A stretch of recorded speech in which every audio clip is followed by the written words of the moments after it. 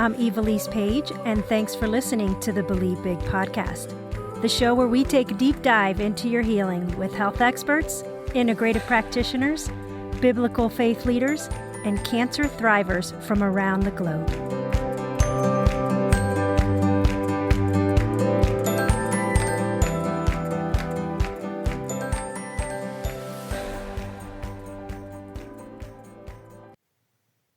Welcome to today's episode on the Believe Big podcast. My name is Ivelisse Page, and I always appreciate spending this time with you. Today, I am happy to welcome to the podcast my friend Ryan Sternagel. Ryan is the co-founder, along with his wife Teddy, of the Stern Method, a platform informing and inspiring families preventing or reversing cancer to succeed on all fronts. In May of 2014, their son Ryder was diagnosed with stage 4 neuroblastoma, a childhood cancer of the nervous system, 11 days before his first birthday. Through an integrative approach, leaving nothing on the table and ridding their lives of all possible causes, which included building a non-toxic house in the middle of the woods, today, Ryder is thriving. Along with the Stern Method website and social media presence, Ryan hosts the Anti-Cancer Revolution podcast and online conference series, and is the creator of Going Integrative Plus, a community providing cancer patients, parents, and caregivers step-by-step instructions, along with the opportunity to receive guidance directly from the top holistic cancer doctors in the world. Welcome to the show, Ryan. Hey, Ivelisse. Good to be with you. Yes. And you've heard our podcast before, and you know that we always start with our favorite health tip. And I know you have many, so I'd love for you to share one with us today. Yeah, it's a health tip. Stop looking outside for approval from others. Yeah, that's the health tip. I think, if we hadn't at first wanted a second opinion, which people thought we were crazy for, if we had not stopped treatment halfway through the standard of care, people thought we were crazy for that. If we hadn't done all the crazy things, all the woo-woo stuff, it's like, what are you doing? Well, I guess we weren't doing coffee enemas for Ryder at 1 year old, right? But that's something that people would think you're really weird for. But just go ahead and do that coffee enema because it's going to help, right? And I think the more on this side of the fence, holistically, we kind of understand that we see things differently than most other folks, right? And there's that level of understanding that's, yes, we're a little different and in a good way, right? But then just fully embracing it and just stop caring what other people are going to think. And if you can't do anything without getting approval from your conventional doctor, that's not going to take you too far. You got to trust that there's experts on the integrative side of the fence that know about all this stuff. The more you can trust your own intuition / education, all the stuff you learn, listening to podcasts like these and just run with it. Yes. And twice, it's going to be a lot better. Yes, it's so true. And we heard a lot about that at the Believe Big Integrative Symposium, even from some of the top pediatric integrative oncologists that we work with. And it's really, you have to be your own advocate, especially when you're dealing with your children. You're the parents and you really know what's best deep down for your children. Yes, we need to listen to the wisdom of our doctors, but we also need to do what we feel is best for our children. And so that's a great health tip, is to be your own advocate. I really love that you shared that. So I know that your story, I can't even imagine any of my kids being diagnosed with such a cancer at such a young age. Walk us through that moment. Let's go back for a little bit on that day that changed everything when Ryder was diagnosed. And what led you and your wife to begin searching beyond conventional medicine? Yeah, it was a wild ride, especially first-time parents and all that stuff. I guess what got us to be searching beyond conventional medicine was that we were already kind of into stuff beyond conventional medicine, right? Compared to, I don't know, 95% of the population, even 10, 11 years ago now, or even before he was born, right? I think we were doing pretty good. We were eating mostly organic and getting rid of chemical cleaning products and trying out different diets and getting rid of EMF and all these things that we learn about, right? And so we'd done some detoxing even before Ryder was conceived. And although looking back, I would have done a much different detox now than we did then. So we were already walking that road, and Teddy's father had cancer. And so I did some research for that and looking into natural things. And we'd just been kind of on a kick of watching every health and or alternative cancer documentary we could find, because it seemed like a better thing to watch than movies or whatever. So we were already kind of into it. I guess also just researching alternative politics and whatever you want to call truth seeking and stuff like that, and finding out about chemtrails and fluoride and oh my gosh, we're being poisoned. So yeah, I mean, we're kind of into all of it. And then maybe about a month before the diagnosis, Teddy was just breastfeeding him one day, and he was bent over just right, and she felt a lump in his back, and so that was obviously concerning. What's this lump doing to our son's back? And then all these kind of things that we had noticed but brushed off, and or people telling us they develop at their own pace and that sort of thing. And he had fallen off the growth chart. He was born in the 90 something percentile, and at this point he was down, I think, into the 20s, and he wasn't crawling. Again, a month before his first birthday, he could barely roll himself over. He was not able to handle solid food. So it's like all these things, what just taken apart. It's like, okay, but now he's got a lump sticking out of his back. And so we went to the pediatrician, and they kind of brushed off the lump and gave us a prescription for physical therapy to teach him how to walk, and a prescription for occupational therapy to teach him how to crawl, and speech therapy to teach him how to eat or something like that. We didn't follow up on those. And then we went to the hospital. Oh, that was the other thing. So the guy at the hospital took an x-ray and found that he was constipated. And that was another kind of, he'd been super regular for that first 10 months. And then this last month, he had just kind of stopped pooping. And so, so we came away with that, with a prescription for laxative. And, he told us to come back in 6 weeks if the lump was still there. And we were back a few days later, asking to talk to somebody else. And then, I got a different doctor and a nurse, and they were saying the same thing, right? It's like, the nurse said they work in the oncology ward, and your kid doesn't look like those kids. And at this point, my wife had already kind of Dr. Googled and diagnosed him with neuroblastoma herself, right? At that point, we said that, just give us an ultrasound, call us paranoid, whatever, but humor us. And we got the ultrasound, and sure enough, it showed some masses.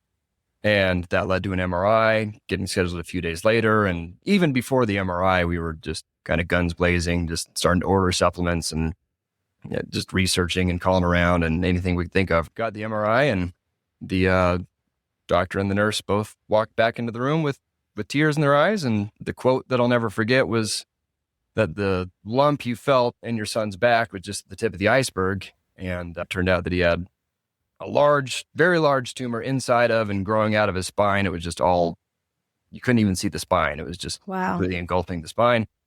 And a couple secondary tumors and metastasis into the bones. And that's really, I know how difficult it is just even on the patient side, right? But I can't even imagine if it's your child or a child going through, and someone even that little that doesn't even understand or can speak on what is occurring and what is happening. And goodness, that must have been such a difficult time for your family.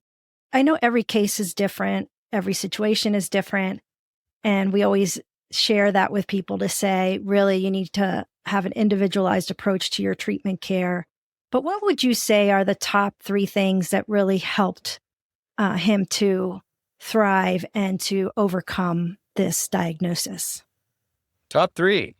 Oh, I mean, whenever someone asks me, like, what's the one thing you think it is? And I always say the one thing is that we were just willing to not do the paralysis by analysis thing and just kind of go in guns blazing. And if we found out about something that seemed like it could help and we could afford it and it wasn't going to hurt him, then we did it, right? And there's that whole attitude going back to that, but getting more specific. We were doing tons of juicing, even when we were inpatient in the hospital, because it ended up going septic from when they put the line in. But even then, it's like we were spending all this time inpatient, but we had like a juicer in the hospital, and we had family and friends bringing coolers and produce in and tons of supplements. And every time the doctors and the nurses left, we kind of got to work on all that stuff, right? So, I mean, yeah, juicing, supplements, IVs. We were doing IV vitamin C and DMSO with turned out one of the best naturopathic oncologists in the world, and one of the handful of them that actually see kids. Was right by the hospital. So we're just working. I mean, so there's a 2-for-1, I guess. One, doing IV nutrient therapy and that sort of thing, but then also working with a very accomplished, experienced integrative cancer doctor that knows about all of the integrative stuff and that's huge, right, too, especially when you're working with the conventional medical system and they're throwing all this stuff at you and they're saying, no, this isn't a good idea and don't do anything because it's going to hurt the chemo or whatever. You really need somebody that can speak confidently to all these issues and explain why this is a good idea. The conventional, I mean, not to completely throw the conventional guys under the bus, and there's a time and a place and all that. And I think, we're not a no chemo, no way, no how family. It's, Ryder did have some chemo, largely due to Child Protective Services. But even in that case, after researching everything that I have for all these years, I still think some chemo was probably warranted for him, right? Just because that was an actual emergency situation. They always try to make it like everything's an emergency, right? But yeah. And, you just mentioned something, and I don't think a lot of people realize that when it comes to kids and those who are under 18 years old, that,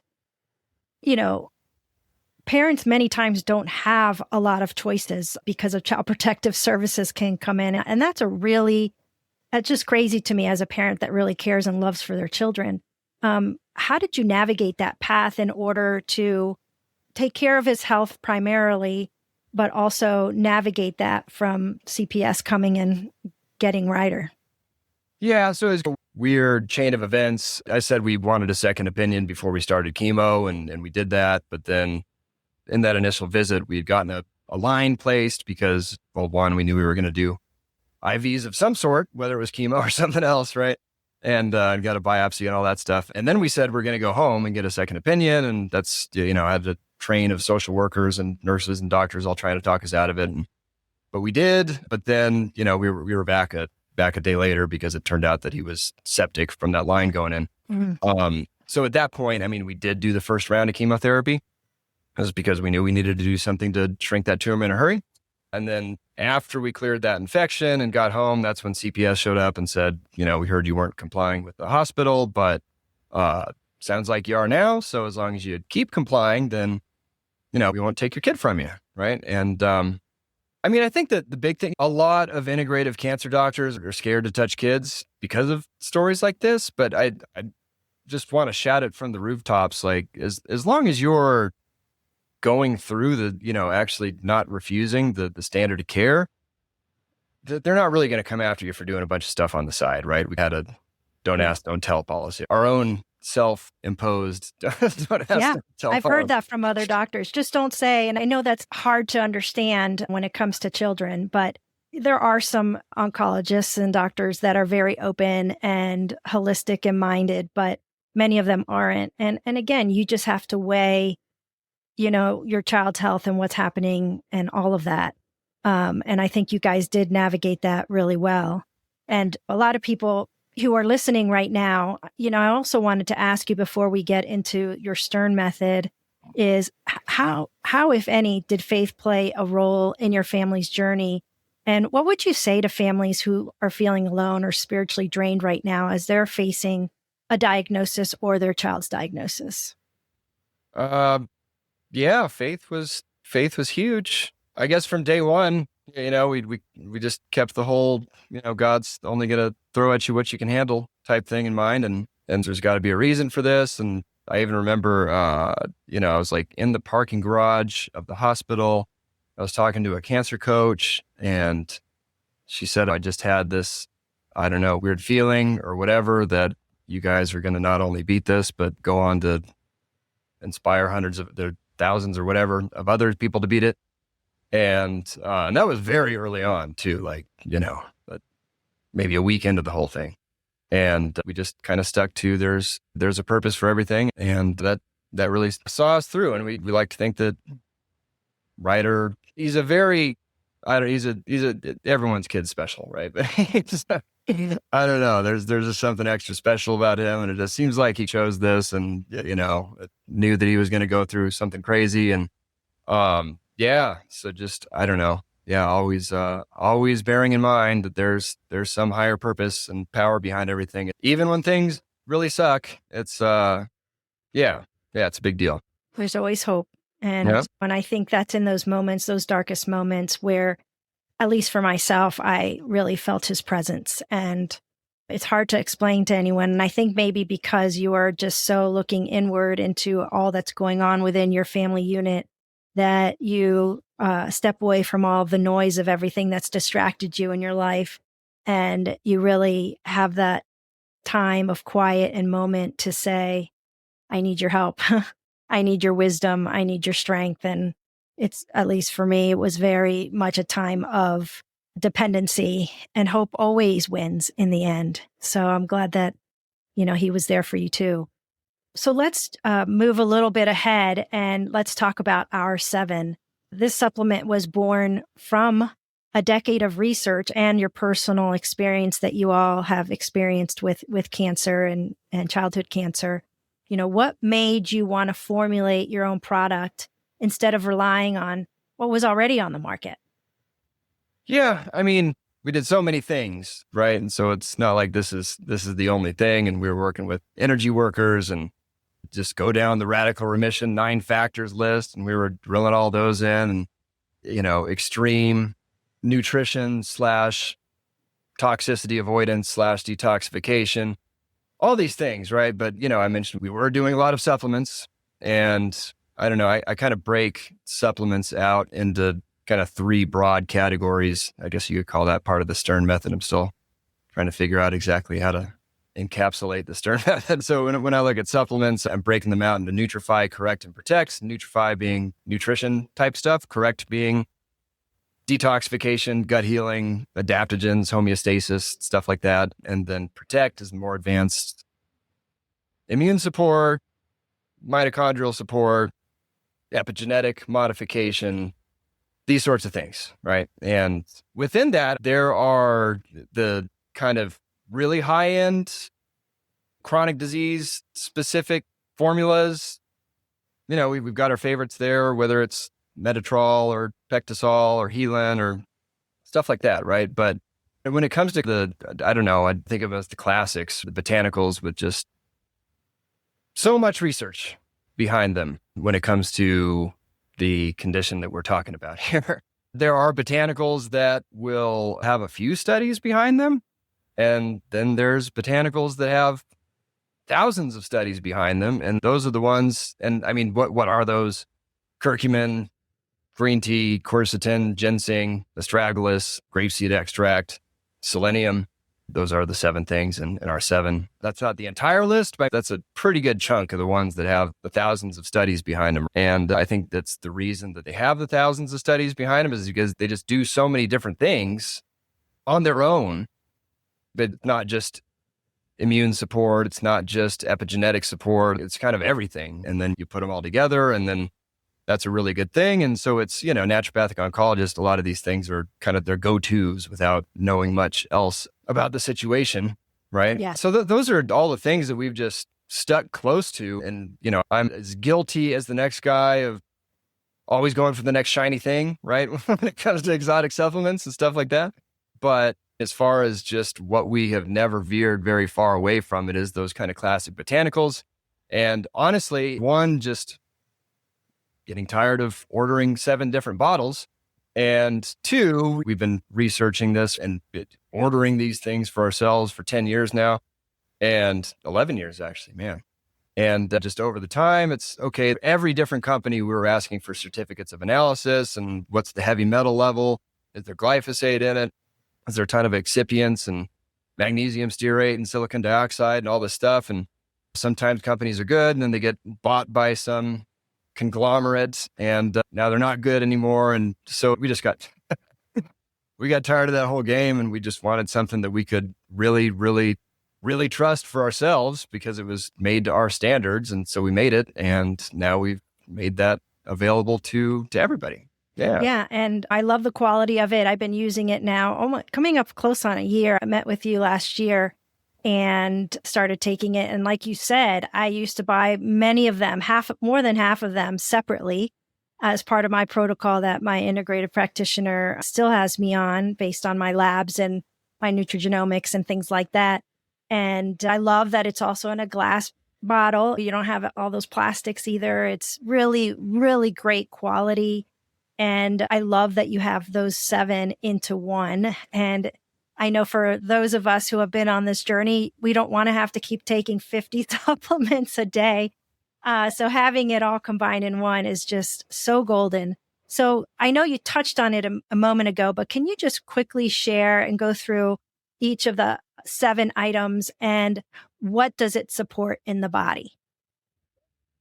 Yeah, so the 7 main ingredients are, well, there's curcumin extract and there is whole food turmeric, because there's that debate whether it's the whole food cofactors versus the active ingredients sort of thing. And so I just said, we'll just put both in there, and then that answers the debate. Selenium, EGCG from green tea, is green tea extract, quercetin, ginseng, astragalus, and grapeseed extract. Those are the 7. The kind of 2 bonus ingredients, I guess you could say, would be black pepper for better absorption and MCT oil powder, which we weren't planning on the MCT oil powder at first. But then again, going back to, I didn't want all the excipients in there, magnesium stearate, silicon dioxide, and blah, blah, blah. But those things something is needed to help the ingredients get into the capsule and not jam up the machines and overheat the nutrients. So I found out we could actually use a hearty dose of MCT oil powder and actually organic bamboo silica extract as well. Call that another bonus ingredient to take the place of those unnatural excipients. There's such a big dose of MCT powder in there. It also doubles as a fat absorption type thing. Like you make golden milk with coconut milk and turmeric, that sort of thing, because the fat helps the absorption of the turmeric. And that's the formula. And then...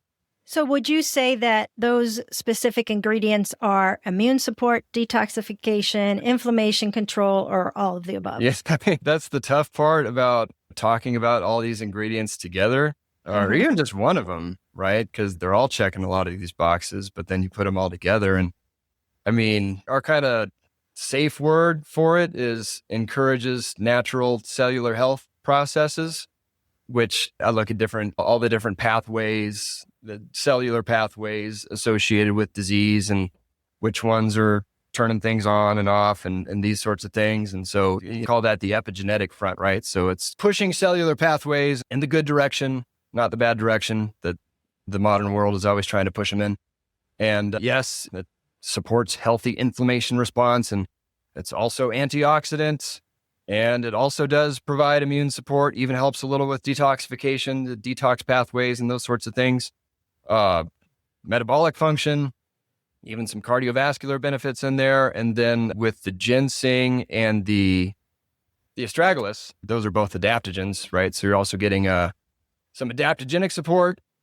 Adaptogens are kind of miracle, like if you're revved up too high, they'll bring you back down. If you're too low, they'll bring you up in terms of like your nervous system or autonomic nervous system and hormones and stuff like that. So when I was trying to put a benefit list together, it was kind of hard making it sound not like I'm trying to say it does everything, right? But it is just one thing of many. We do consider it a staple now because it just does provide such a broad spectrum of, research-backed benefits. Yeah.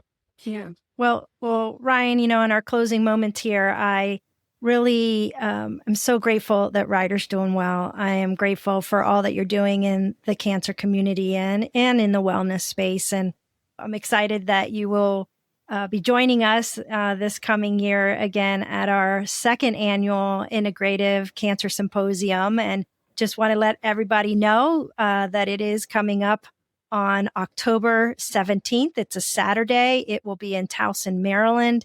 It will be a conference that you will not want to miss. And you'll be able to meet with amazing individuals like Ryan and others who are here to support cancer patients and those who want to prevent cancer as well. It was a heck of a show you put on, Ivelisse. Wouldn't have known it was the first one. It was, really top notch all the way through. Well, Can't wait for this one. Our team did a great job. I agree with that. And in closing, is there anything that you would want to add that I did not ask you in regards to other resources or tools that help to support those on the healing journey? I feel like the story always takes way too much time. I'll have to come back and we can actually get down and dirty with more specific things, right? I guess the one thing I'd throw in there too is our Going Integrative Plus program. It was mentioned in the bio. I started going to integrative cancer physician conferences, physician-only conferences, and talking my way in there just to learn all I could for Ryder. That became a passion, and just finding all the best integrative cancer doctors in the country/world that I could and learning from them. And that's grown into a big part of what we do online. And so now our Going Integrative Plus program is, it's a lot of things, but it's an opportunity to ask the best integrative cancer doctors in the world anything you want. It's different than listening to a podcast. Podcasts are great. I listen to many of them, including this one. But whenever you're trying to figure out anything, right, does piecing together, piecing the puzzle together or sorting through conflicting information, all that stuff, you can actually ask one of the best cancer doctors in the world every week, whatever it is that's on your mind that you're trying to figure out. And that's what we would have given anything for, right? Especially after we moved away from Seattle and then we couldn't find anybody good here in Utah. And that's why I started the podcast originally, was just getting those questions answered, right? But not everyone wants to go out and start a podcast. And there's, there's more than that, but that's the big thing. People can check that out at goingintegrativeplus.com as well. Yeah.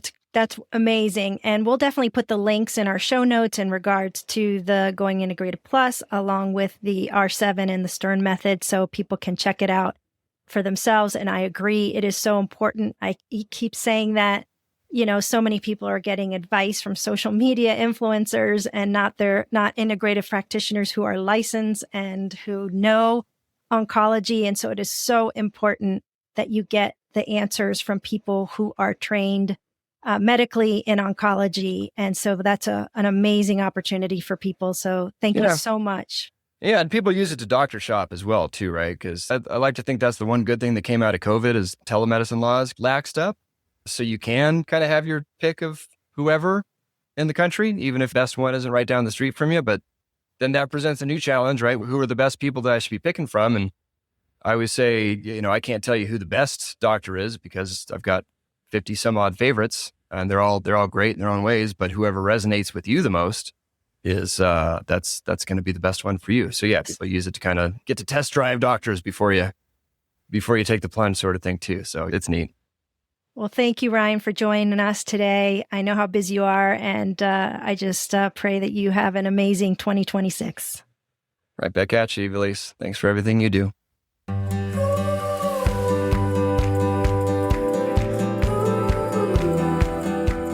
If you enjoyed this episode and you'd like to help support our podcast, please subscribe and share it with others.